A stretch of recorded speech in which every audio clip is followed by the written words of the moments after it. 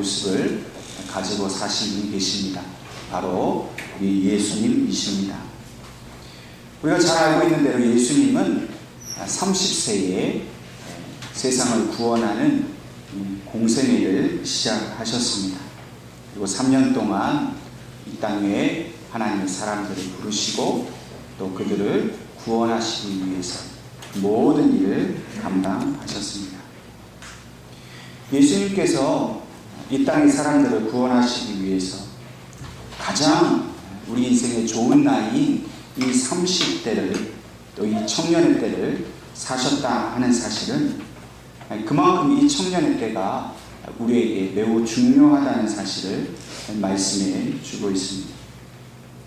예수님께서도 이 청년의 모습으로 이 땅을 살고 또 하나님께 가셨다는 것 때문에 우리가 이 땅에서 청년의 모습으로 우리도 주님을 따라 살아가고 또 이 땅에 있는 청년들을 바르게 세우는 일은 세상을 구원하는 일을 위해서 너무나도 중요한 일입니다. 또한 이 땅에 있는 교회들을 바르게 세우는 일을 위해서도 청년들을 바르게 세워야 하는 것입니다. 우리 모두는 이미 청년의 때를 지나왔고 또한 우리의 자녀들은 청년의 때를 이미 살아가고 있습니다. 누구나 한 번은 그렇게 청년의 때를 맞이하게 되는 것이지요.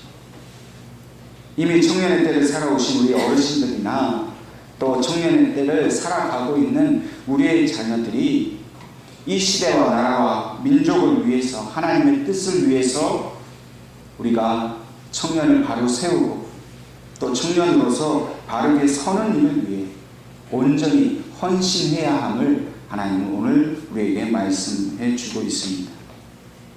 물론 이 시대를 살아가는 청년들에게는 많은 어려움이 있습니다. 경제적인 상황이 어렵고 또 이 사회적인 여건들이 매우 어렵다고 말합니다. 그래서 우리 청년들이 이 어려운 상황 속에서 자신들의 미래와 그 꿈을 이루기 위해 이 어려움을 헤쳐나가기가 여간 어려운 것이 아닙니다.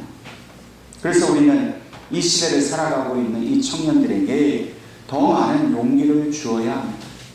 더 많이 위로해주고 격려해 주어야 합니다. 무엇보다도 청년들이 하나님의 꿈과 하나님의 뜻을 이루어갈 수 있도록 그들에게 하나님의 말씀을 잘 가르치고 그들을 영적으로 잘 인도해 주어야 합니다.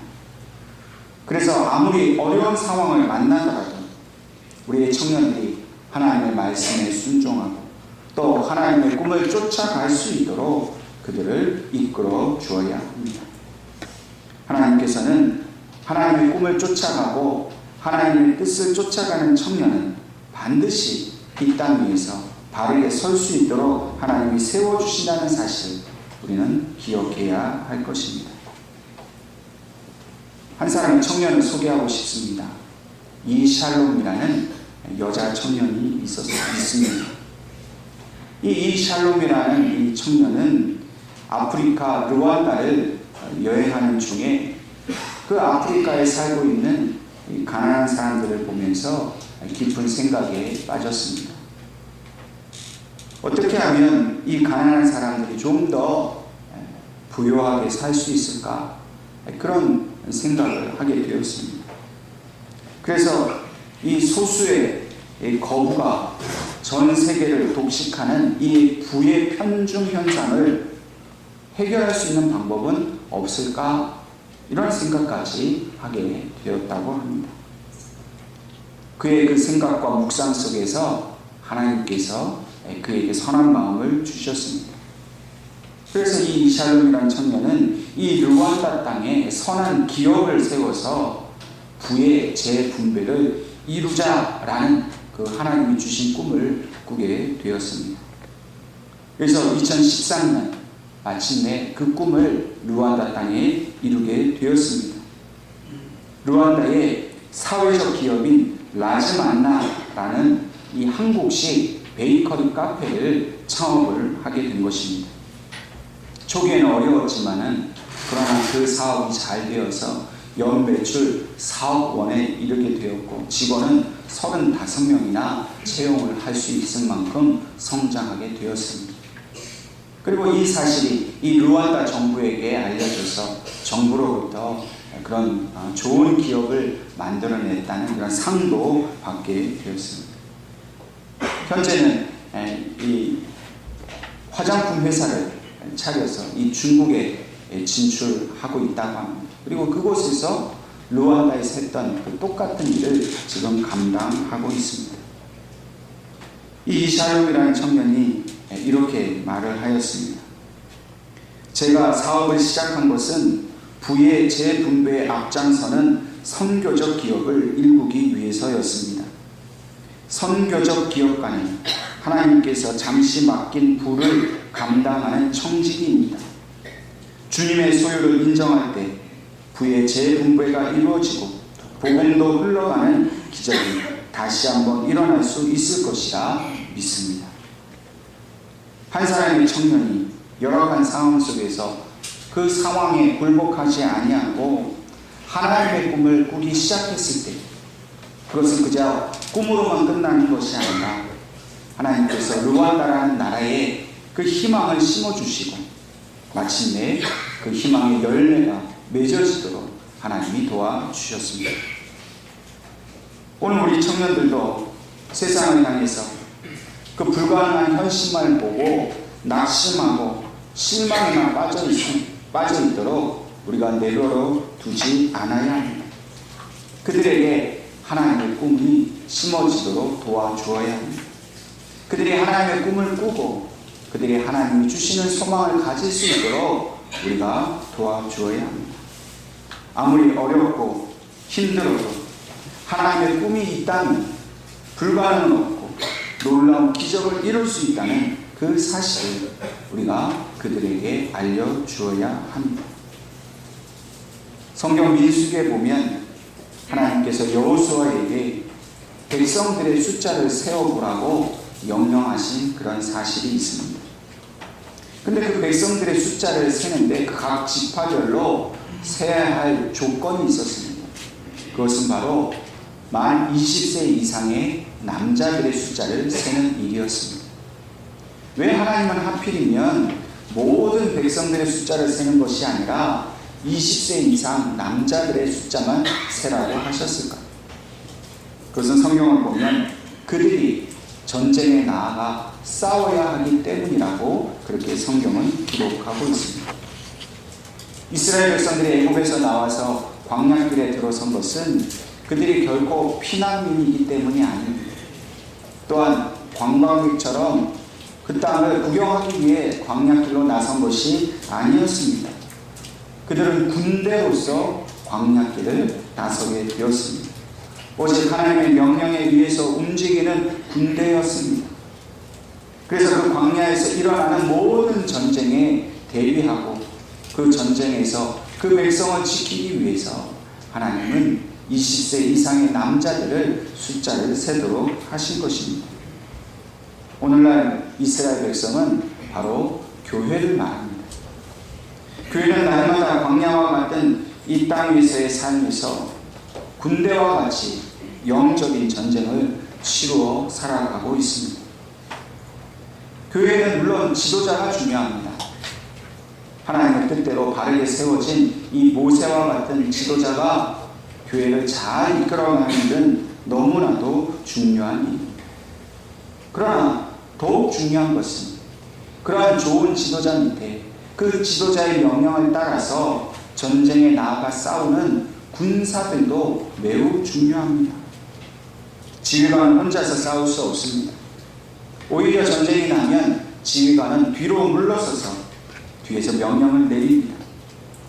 그러면 이 전쟁터에서 그 실질적인 전투를 이 군사들 한 사람 한 사람이 치루어가며 그 싸움을 승리로 이끌어내야 하는 것입니다.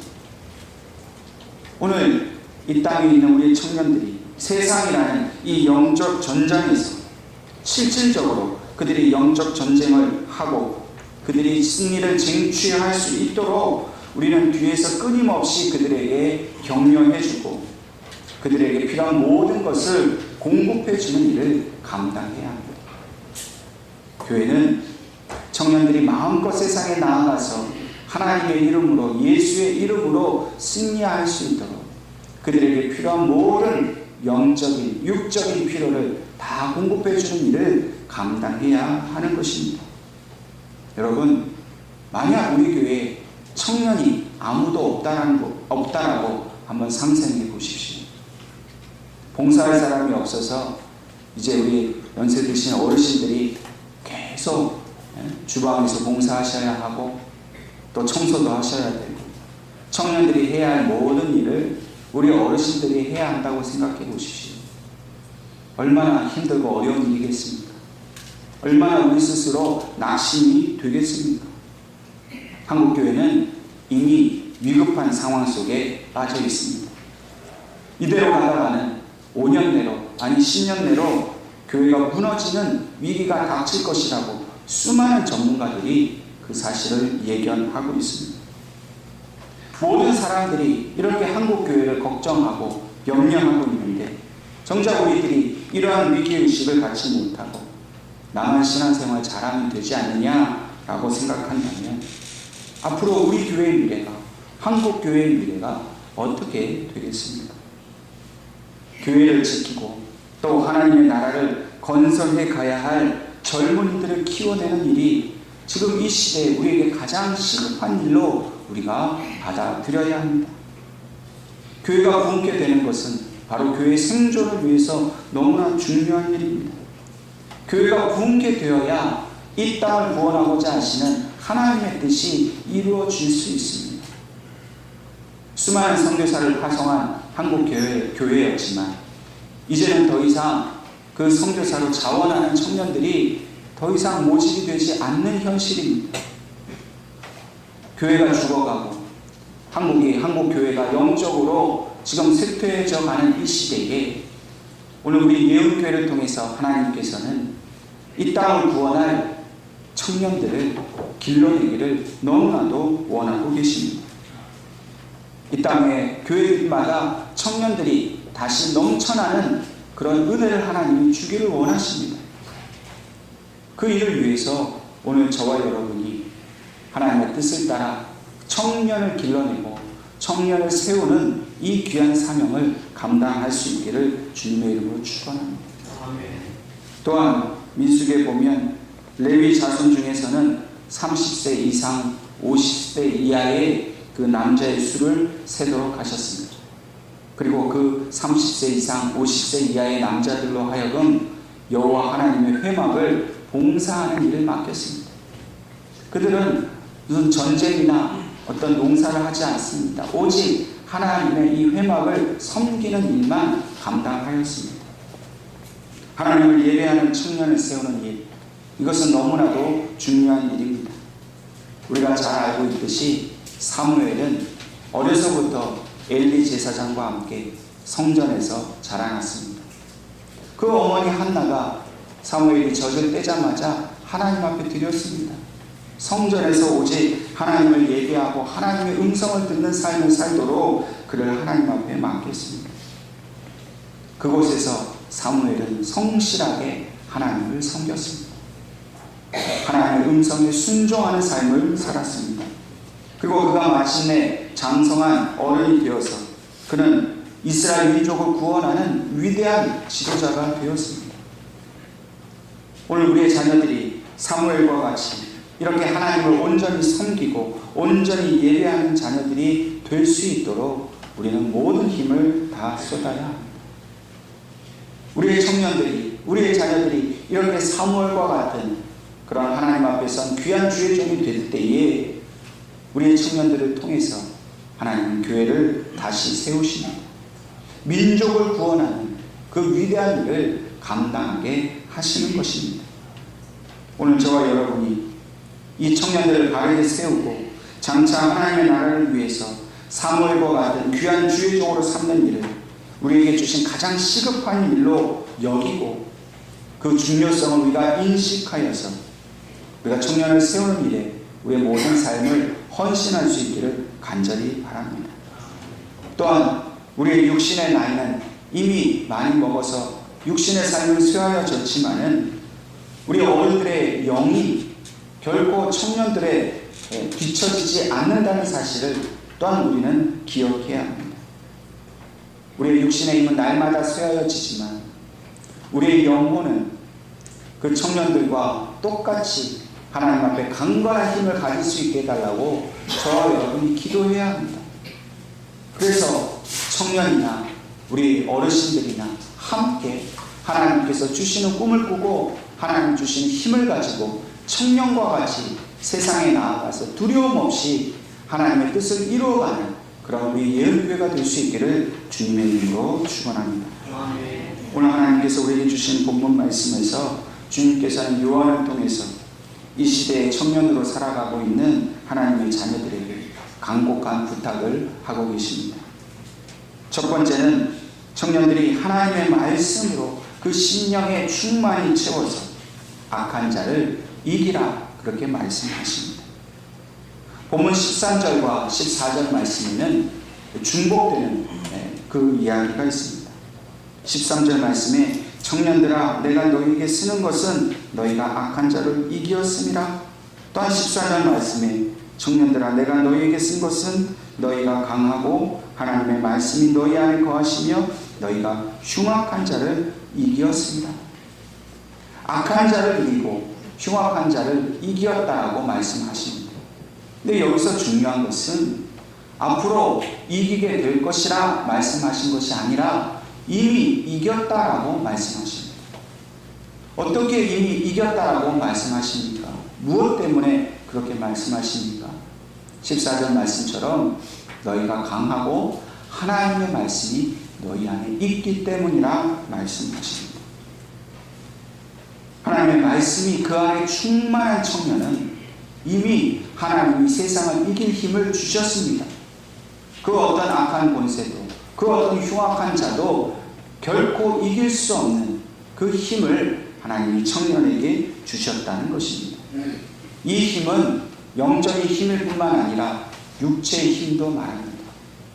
청년의 때는 가장 왕성한 육체의 힘을 갖습니다.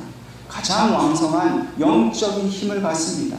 그런데 문제는 그 하나님이 주신 가장 강력한 그 힘을 가지고 하나님을 위해 쓰지 않고 세상을 위해 쓸 때에 하나님은 그 청년이 어려움을 겪게 될 것을 말씀하십니다.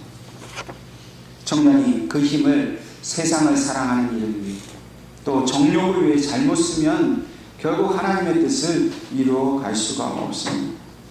그러므로 교회는 우리의 청년들이 하나님의 말씀으로 자기의 능력을 위해 쓰지 않고 세상의 악한 권세들과 맞서는 일을 위해 쓸 수 있도록 우리가 그들을 잘 양육하고 그들을 도와주어야 합니다.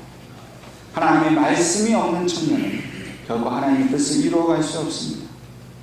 청년들이 세상을 잘 살아갈 수 있기 위해 지식을 쌓으려고 노력하고 실력을 쌓고 능력을 가지려고 많은 노력을 합니다. 매우 중요한 일입니다. 그러나 이 모든 지식과 그 실력과 능력도 하나님의 말씀의 기초 위에 세워져야 합니다. 하나님의 말씀이 없이 똑똑하고 잘나면 결국 그 자신의 그 잘난 것 때문에 하나님을 떠나서 세상에서만 성공하려고 세상으로 나아가기 쉽다는 것입니다. 하나님의 말씀 안에 늘 붙들림 다 받아야 자기에게 주신 그 모든 능력을 가지고 그 성공하는 그 모든 일을 오직 하나님 나라를 위해서 그 청년이 힘을 쓸 수가 있다는 것입니다. 오늘 저와 여러분이 우리의 자녀들이 우리의 청년들이 세상의 지식보다도 더 귀한 하나님을 아는 지식 여호와를 경외하는 그 지혜가 충만한 자녀들이 될 수 있도록 그렇게 기도할 수 있기를 주님의 이름으로 축원합니다. 두 번째로는 우리의 청년들이 하나님 아버지를 더욱 사랑하는 마음으로 충만해지도록 이끌기를 원하십니다. 15절 말씀에 이 세상이나 세상에 있는 것들을 사랑하지 말라. 누구든지 세상을 사랑하면 아버지의 사랑이 그 안에 있지 아니하니. 여러분, 청년들의 마음속에 세상을 사랑하는 마음과 하나님을 사랑하는 마음이 공존할 수 없다는 것을 말합니다. 세상을 사랑하면 결코 하나님을 사랑할 수 없습니다. 그러면 결국 망하게 되는 것입니다. 오늘 청년에게나 우리에게나 동일하게 주시는 말씀입니다. 우리가 세상을 사랑하면 할수록 우리는 결국 하나님으로부터 멀어지게 됩니다. 그러면 하나님이 주시는 그 어떤 약속도 그 어떤 구원의 은혜도 아무것도 얻을 수 없습니다. 이 시대는 청년들이 이 유혹과 시험에 빠지도록 끊임없이 유혹하는 시대입니다. 청년의 때는 많은 정욕의 유혹이 있습니다. 시험이 있고 불안함과 두려움이 있습니다. 흔히 이 시대의 청년들은 모든 것을 포기하고 산다라고 말합니다. 그래서 무슨 3포 세대니 5포 세대니 9포 세대니 청년들에게 더 이상 이 시대에 소망이 없고 자기의 삶 전부를 포기해야 하는 그런 삶을 산다라고 너무나 절망적이고 실망스러운 이야기들이 넘쳐나고 있습니다. 근데 과연 진짜 그럴까요? 정말 이 시대가 청년들에게 모든 것을 포기하게 만들고 있는 걸까요? 그렇지 않습니다. 포기하라고 말하게 하는 것은 바로 마귀의 속삭입니다. 마귀가 이 시대의 청년들에게 포기하는 마음을 주고 절망하는 마음을 주어서 자꾸만 하나님으로부터 멀어지게 하고 있습니다. 하나님을 떠나고 자신의 그 고귀한 인생을 포기하게 만드는 것이 이게 바로 사탄의 전략입니다. 이러한 사탄의 공격과 전략을 이길 수 있는 길은 우리의 청년들이 그 세상을 사랑하는 것이 아니라 하나님을 사랑할 때 하나님이 주시는 그 풍성한 사랑과 은혜 안에 거할 때에 이러한 마귀의 속삭임에 유혹에 빠지지 않고 오히려 그 마귀를 예수의 이름으로 하나님의 말씀으로 이겨낼 수가 있는 것입니다. 마귀가 포기하라는 그 음성에 결코 무너지지 않고 하나님의 사랑 안에 충만히 거해 있습니다. 우리의 청년들이 반드시 시험을 뚫고 일어서서 세상 가운데 하나님의 뜻을 행하는 그런 능력 있는 청년이 되게 하실 줄로 믿습니다. 그래서 이 절망뿐인 이 시대를 변화시키는 그런 하나님의 군사가 되도록 우리가 기도해 주어야 합니다. 우리는 끊임없이 청년들을 격려해 주어야 합니다. 그들이 처해 있는 상황을 이해해 주고 그들의 아픔을 이해해 주고 그들에게 나무라고 그들을 아프게 하는 말을 할 것이 아니라 하나님의 말씀으로서 그들을 권면하고 오직 이 땅의 소망이 우리 청년들에게 있음에 우리가 그 소망을 가지고 하나님의 말씀으로 격려할 수 있어야 할 것입니다. 마지막 세 번째로 하나님께서는 이 청년들이 영원한 삶을 소망하는 삶을 살기를 원하십니다. 본문 17절 말씀에 이 세상도 그 정욕도 다 지나가되 오직 하나님의 뜻을 행하는 자는 영원히 거하느니라 말씀하십니다. 여러분, 이 세상에 우리에게 주는 고통이 영원하지 않습니다. 우리가 그 정욕으로 인하여 당하는 시험이 영원하지 않습니다. 다 지나간다고 말씀하십니다. 시험에 빠져서 육체의 정욕과 쾌락을 따르는 것도 한때입니다. 청년의 때 방황하는 것도 한때입니다. 어렵고 힘들어서 죽고 싶은 만큼 괴로운 것도 한때입니다. 다 지나갑니다. 그러나 오직 하나님의 말씀을 행하는 자는 영원히 거한단 말입니다. 오늘 청년들이 하나님 나라의 영원한 소망을 가지고 사는 것이 그들의 인생을 살아가는데 너무나도 중요한 힘이 되고 무기가 되는 것입니다. 우리의 청년들에게 영원한 천국의 소망을 주어야 합니다. 우리 부모된 어르신들이 그러한 소망의 삶을 사는 본을 보여주어서 우리의 청년들이 이 땅에 있는 삶 속에서 그저 절망하고 쓰러지는 것이 아니라 이 모든 삶은 지나가고 하나님의 그 영원한 그 생명의 날이 오고 있음을 그들이 믿음으로 강력하게 붙들 수 있도록 우리가 가르쳐 주어야 합니다. 몇 해 전에 제가 영국 교회를 방문할 기회가 있었습니다. 우리가 잘 알고 있는 대로 이 영국과 유럽의 교회들이 이제 그 모든 힘이 쇠하여져서 교회에는 더 이상 젊은이들이 없고 이 교회당은 뭐 술집으로 변하고 뭐 영화관으로 변하고 하는 그런 얘기를 우리가 들어왔습니다. 제가 그 영국 교회를 가보니까 실제로 그렇다. 저를 인도하신 분이 이 교회를 한 군데 보여주면서 저 교회가 아름답지 않습니까? 근데 저 교회가 지금은 미술관입니다. 미술품을 전시하는 그런 미술관으로 변해버렸다는 거예요. 여러분, 영국 교회는 이 20세기에 가장 강력한 부흥운동이 일어났던 곳입니다. 웨일즈 부흥운동은 그 영국 사회를 변화시켰을 뿐만 아니라 그 웨일즈 부흥운동은 미국 교회에 영향을 직접적으로 주었습니다. 그래서 미국 교회에도 큰 부흥의 역사가 일어났고 수많은 사람들이 하나님께 돌아왔습니다. 그리고 그 영향으로 선교사들이 조선 땅에 와서 복음을 전했습니다. 영국 교회 한 교회가 부흥하니까 미국 교회가 또 조선 땅에 전 세계에 하나님의 교회 부흥의 역사가 일어났습니다. 그만큼 중요한 역사적 사건이 바로 이 영국 교회의 부흥입니다. 그런데 이 영국 교회가 이처럼 철저하게 몰락하게 된 것에는 중요한 두 가지 이유가 있습니다. 영국 교회가 몰락한 첫 번째 이유는 바로 이 1세대 이 믿음의 신앙인들이 자신들의 후손들에게 그 신앙을 온전히 전수해 주지 못했다는 겁니다.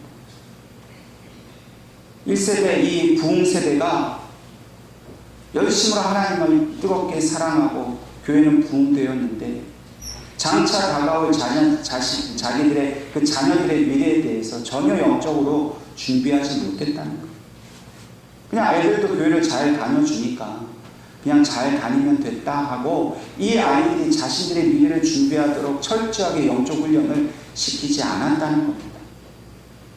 그래서 자기들은 신앙생활을 잘하고 세상을 떠났지만 정작 남겨진 자녀들은 앞으로 다가올 그 미래에 대한 준비가 전혀 안 되어 있으니까 그만 신앙을 잃고 하나님을 떠나게 되었다는 겁니다.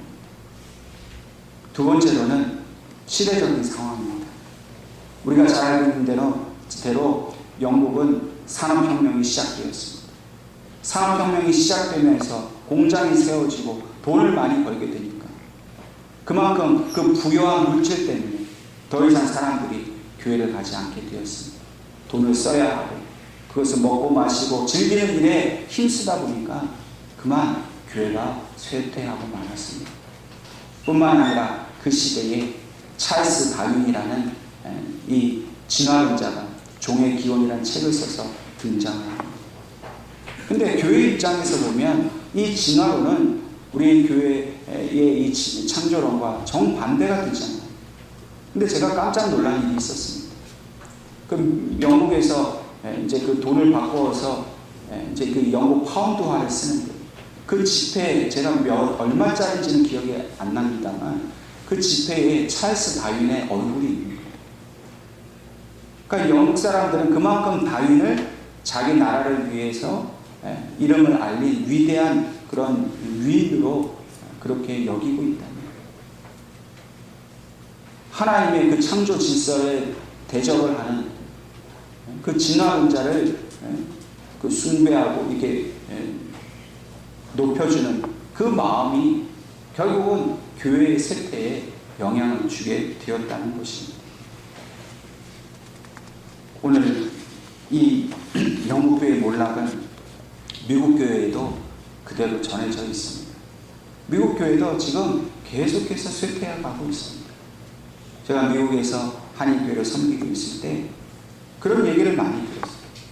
미국 교회가 더 이상 교인들이 없으니까 그 교회를 한인교회에 파는 겁니다. 혹은 또 중국 교회에 파는 겁니다. 근데 어떤 경우에는 단돈 1달러만 받고 판다는 거예요. 그러니까 그 파는 게 아니죠. 그냥 1달러만 받고 그냥 거저주는 거예요. 그럴 만큼 이 미국 교회에 더 이상 교인들이 찾아오지 않는다. 또 어떤 목사님은 미국 교회를 봉사를 섬기시는 때 목회를 하신다는 거예요. 근데 3군데 4군데를 하신다는 거예요. 왜 그렇습니까? 미국 교회 목사님이 없어서 이 한인 목사님이 3군데 4군데를 한 달에 한 번씩 돌아가면서 목회를 해야 할 정도로 미국 교회에 더 이상 목회자가 없고 교인들이 없고 이런 상황이 되었다.